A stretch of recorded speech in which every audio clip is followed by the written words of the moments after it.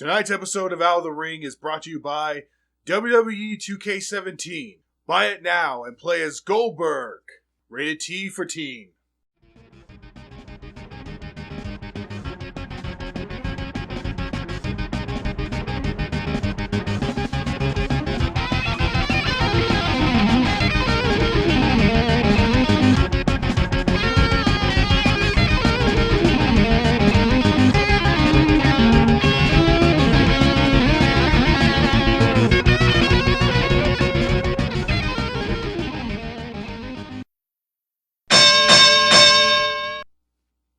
Hello everybody and welcome to this exciting edition of Out of the Ring.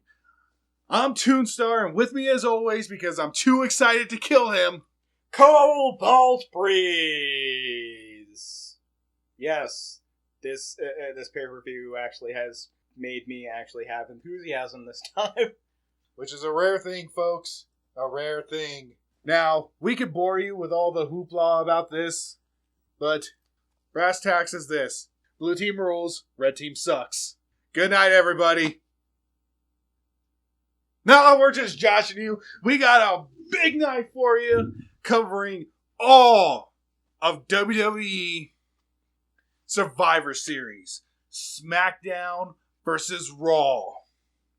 And we open with the pre-show, a Cruiserweight 6-man tag challenge featuring Gulak, Nice, and Daivari versus Swan, Perkins, and Dar.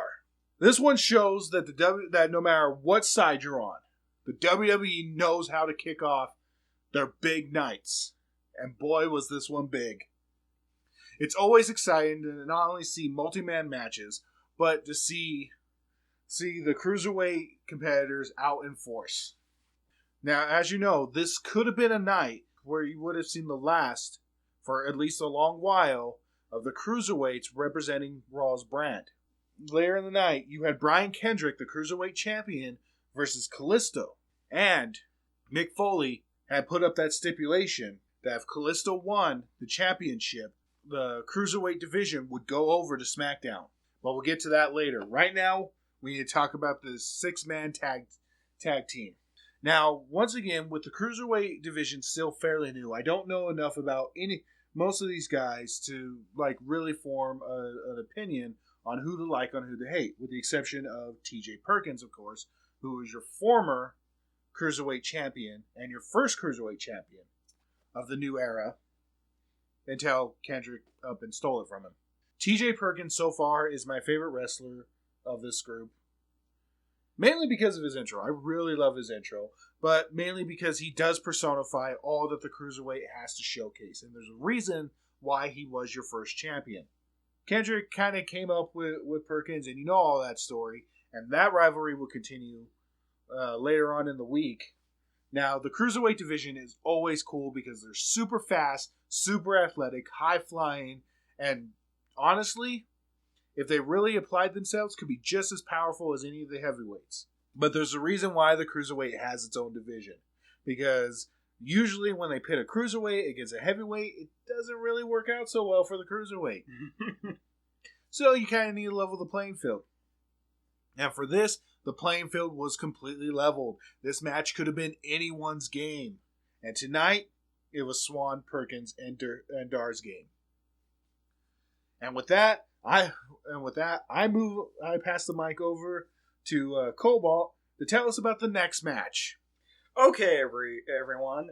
The next match pits Luke Harper, a member of the Wyatt family, versus Kane. One half of us vintage people and the vintage watchers that are listening in. The Brothers of Destruction. Being Kane and The Undertaker. And as we've shown to the prior episode, that we were happy that The Undertaker is back. But more with the match. So, the Wyatt family is having a feud kind of with Kane, as this match only exists because Kane went up against Bray Wyatt, and Luke Harper just suddenly, boom, I'm back. and that made me happy. I don't know about Toonstar. I'm always happy to watch Kane kick ass. And Kane used to be tag team partners with the Viper, but as everyone knows, the Viper has joined the family and turned on Kane during a prior match. So, and the match was very high flying, but not cruiserweight high flying, as cruiserweight is, of course, high flying, wonderfully high flying. But both competitors gave it their all. But in the end, Kane won, and I kind of was betting on Kane. I'm a fan of the family, but Luke is not my favorite. My favorite is Rowan, but if I do recall, Rowan's on injury. And on to the women's match being told by Toonstar. Okay, ladies and gentlemen. Now, with the first two matches out of the way, we quite literally jumped straight into Survivor Series, kicking it off with a bang. The first, of course, was the lauded women's match. Team Raw versus Team SmackDown. On Team Raw, you had Bayley and her wacky waving inflatable arm two men. Fox, Banks, Jax, and of course the women's champion Charlotte. Versus, on Team SmackDown, the women's champion Becky Lynch, Naomi, Bliss, Carmella, and what was supposed to be Nikki Bella. But, unfortunately, somehow she was injured. She said someone struck her from behind, and I can think of a few candidates who might wander out of the way. But, speculation aside, Natalya, as team coach, had to step in, even the field, right out the gate. Now, this match was incredible. Now, to explain how these elimination matches work, they work on a combination of tag team rules and singles rules. So, it kind of works like this. A set of competitors is on a team. The number of teams, whatever it is, 1, 2, 3, 4, hell, it could be a bajillion. Doesn't matter, but, that would just kind of get out of hand if it was just super high like that. Tag Rumble. That would be amazing. But, basically, it works like this. Yeah, two competitors enter the ring, one from each team. And they face off against each other. Now, these competitors are allowed to tag in their partners. However, if one competitor is taken down via pinfall, submission, countout, or disqualification, they are no longer eligible to compete and must leave the arena, leaving the remaining team members to face off with a handicap.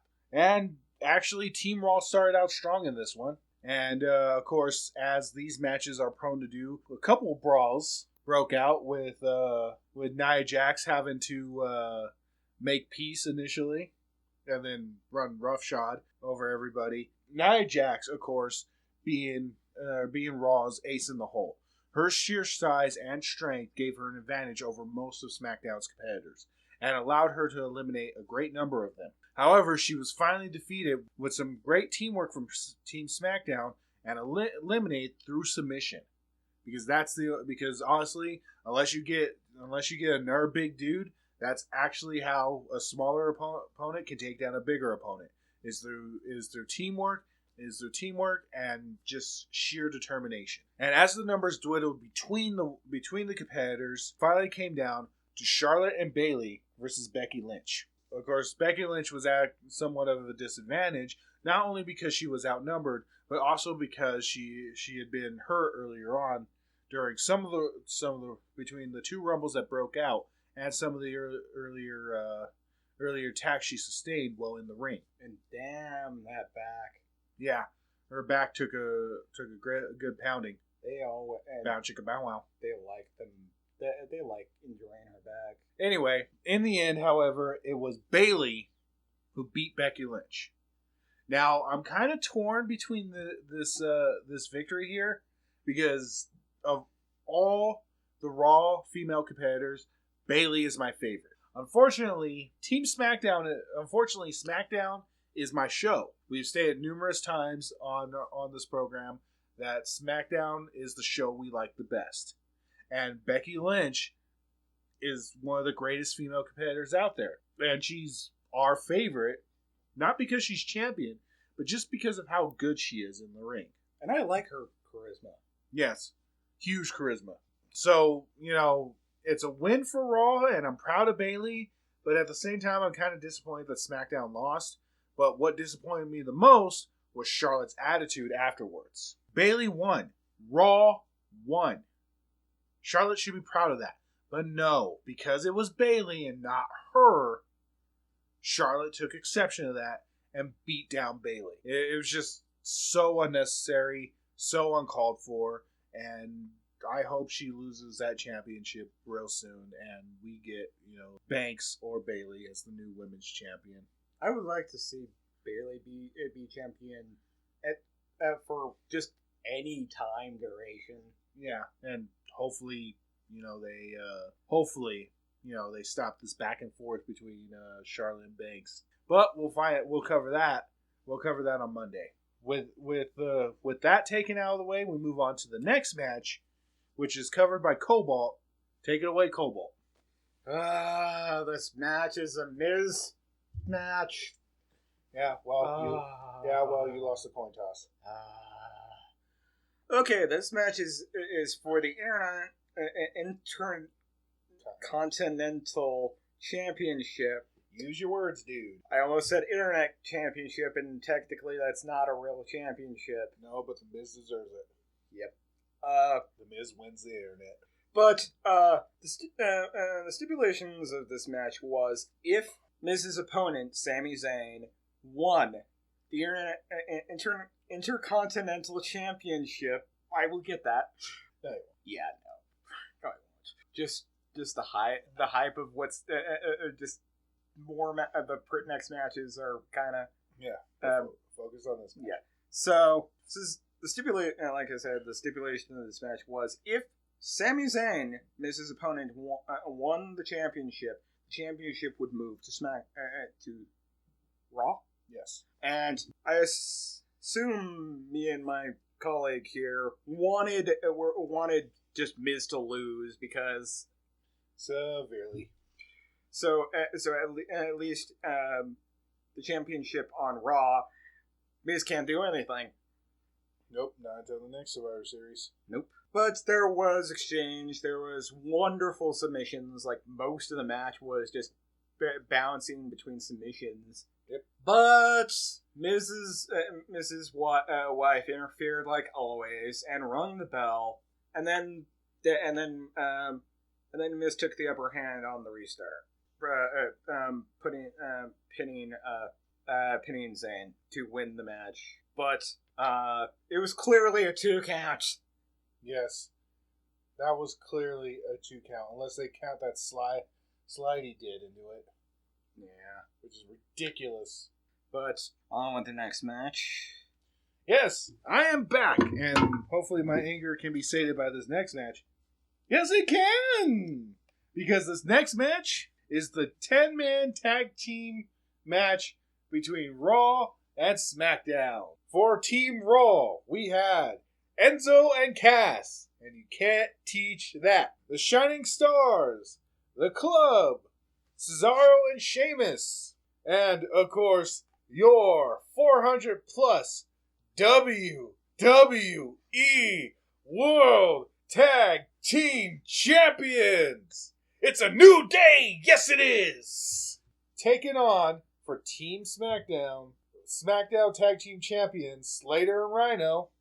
Also, we'd like to take this moment to recuse ourselves on last week's SmackDown coverage. We congratulated the Rhino for winning the office he was running for. We had since currently learned, after checking our facts, that Rhino did not, in fact, win.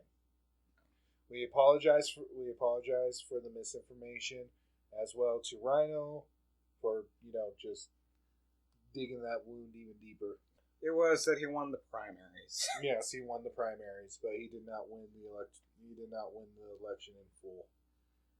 Personally, I blame Eric for giving us bad information. Anyway, Team SmackDown: Slater and Rhino, plus Breezango and their cop uniforms, the Usos, the Hype Brothers, and American Alpha. Now, geez, 10 men. That's got to be difficult for anybody to keep track of. I don't care, if it's a tag team match or not. Now the rules for this tag team elimination match are slightly changed than what they are for the singles match. In the elimination match, in the tag team elimination match, If one member of the tag team is eliminated, then both members of the tag team are eliminated. And of course, with this one, slowly but surely, the members of SmackDown and Raw were eliminated. But in this case, it was more of a clean sweep for Raw, as Raw wound up winning the match, but not without some repercussions. But it was amazing. They all took a lot. They all took a lot to win this one, and in the end, it was Cesaro and Sheamus who actually won it for Raw, just cleaning house. And of course, these two, and of course, after this, we caught some backstage footage of Stephanie and Foley talking about it, and how Cesaro and Sheamus will get a tag team match against the new tag team championship match against the New Day tomorrow at Raw in Toronto. But Raw's victory secured in the tag team match, we now move on. Now move on to what possibly is actually the biggest minor match of tonight, and I will pass the mic off to Cobalt for this one. Cobalt, take it away. This next match is Kalisto versus Kendrick for not just the Cruiserweight Championship, but the entire Cruiserweight division.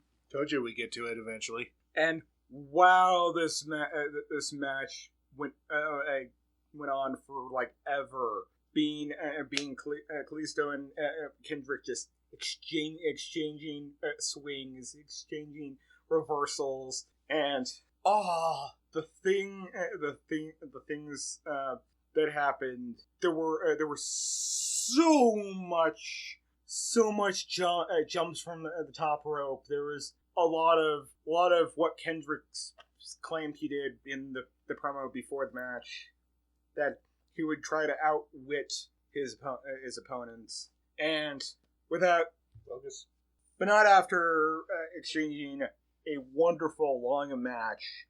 Did Corbin actually intervene?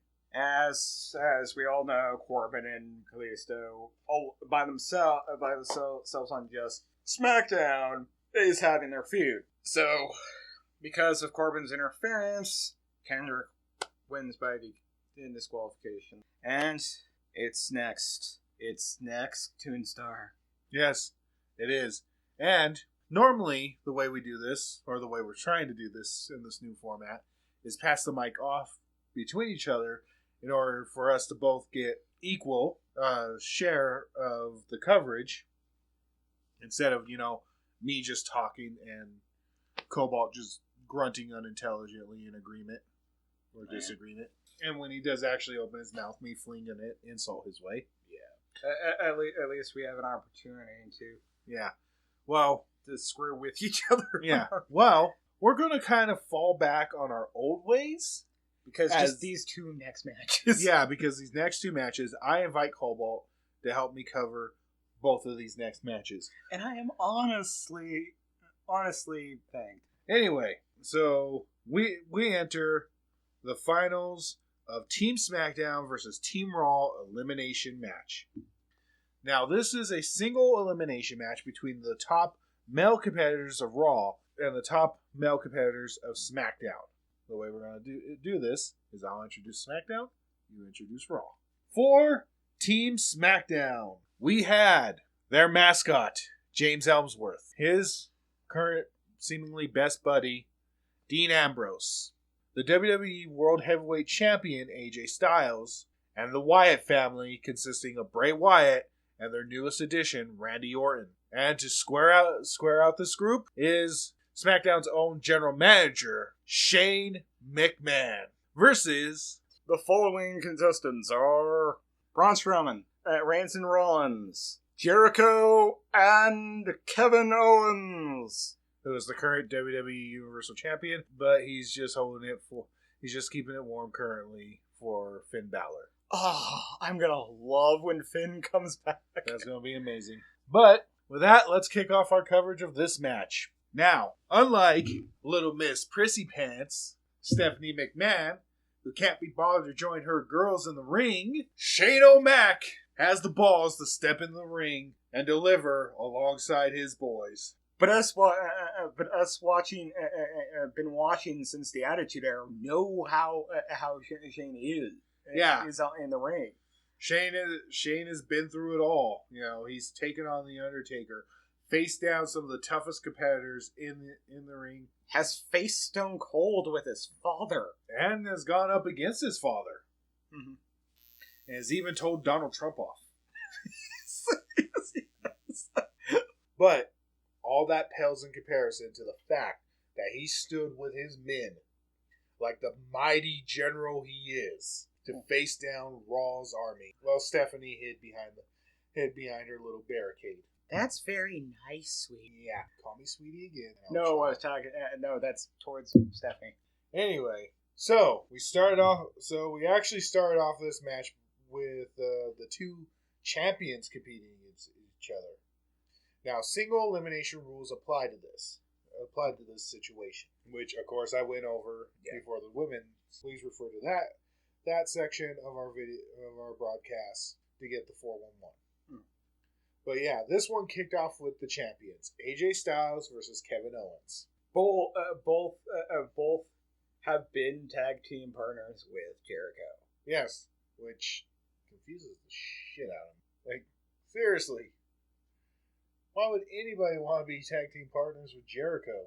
Are they afraid they might make the list if they say no? And speaking of the list, guess how Kevin Owens was eliminated? How, Toonstar? He was disqualified for using Jericho's list against an opponent when Jericho was in trouble. And what did Jericho do because of that? Well, because of the impact that the list took, all the pages of the list were scattered, and Jericho tried to gather them up, distracted him long enough for SmackDown to gain the upper hand and eliminate him. Also, we got a lot of announcer table distraction. Yes. And of course, Dean Ambrose was also eliminated early on in the match. Mm-hmm. Which by the time Jericho had been eliminated, this led Strowman, Reigns, and Rollins on Team Raw, with Shane, AJ Styles, and the Wyatt family on Team SmackDown. Eventually, it came down to wearing Strowman down because that was their big gun. And James Ellsworth even helped eliminate him by holding his foot, making him miss the 10 count, thus eliminating him. Yes.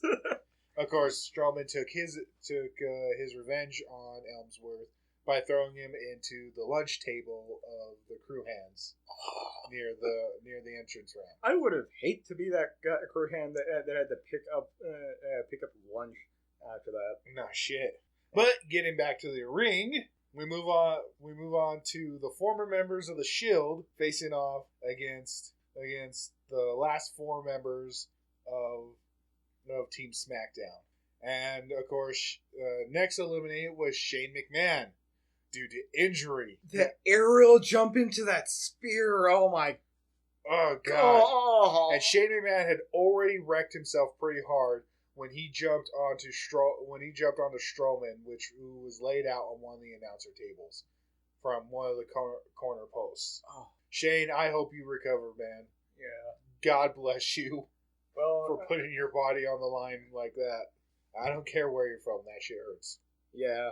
Even getting most of those blows are clearly possibly just grazes, and even a graze hurts. Yeah, because it's a graze. Yeah, but that spear was no graze. No, you can't graze a spear. Like, he didn't even have any cushioning from Reigns' arm. No, like just flat back onto the ring. Yeah, and following that, AJ Styles and the Wyatt family tried to take down the remaining former Shield members, when out of nowhere came Dean Ambrose, looking to settle his score with AJ Styles. Now, ladies and gentlemen, I ask those who are not currently on the edge of their seats right now to get on them right quick and in a hurry. And those with weak hearts, well, you can just sit the fuck down. Because we're not saying on anything. No one was seated for this portion of the match, because they were all on their feet cheering when Ambrose, Reigns, and Rollins just wrecked house on security and did the Shield's power bomb on AJ Styles.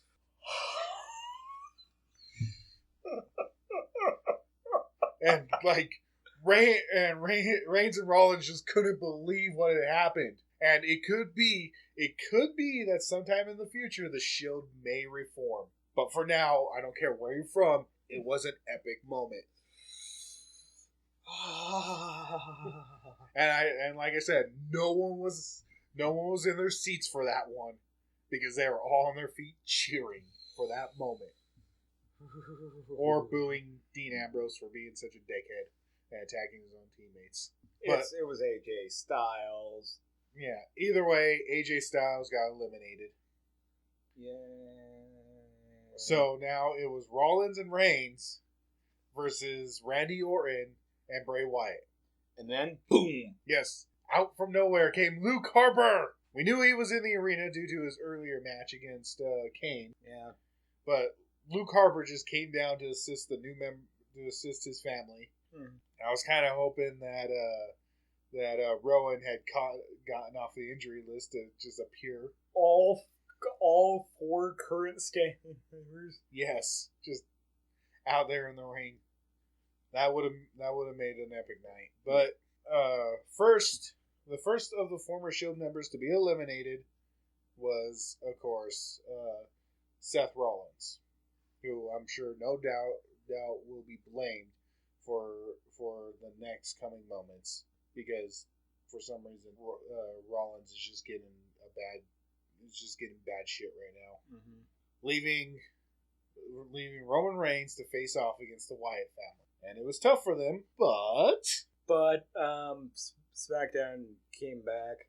Yes, for a little bit more in-depth coverage. The family got the upper hand.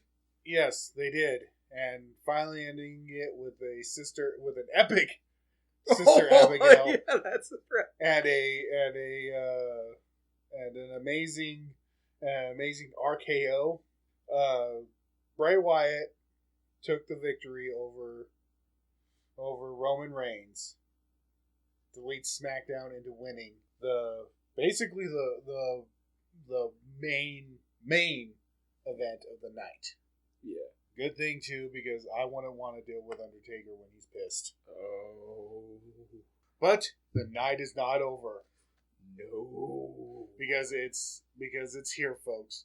The moment you have all been waiting for. The moment since WWE 2K17 has been released, or I should say announced. Mm-hmm. And, of course, the moment since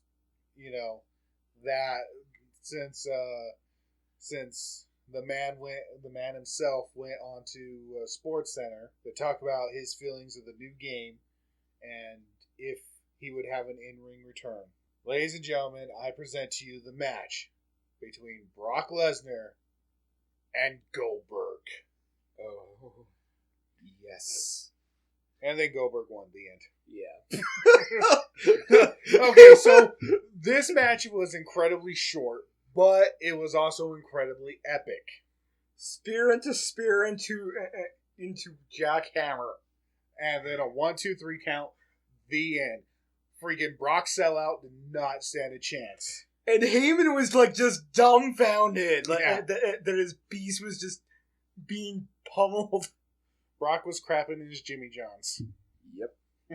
Suplex City just got jackhammered. Laying that new foundation. Yep. Goldberg ends his career on a high note.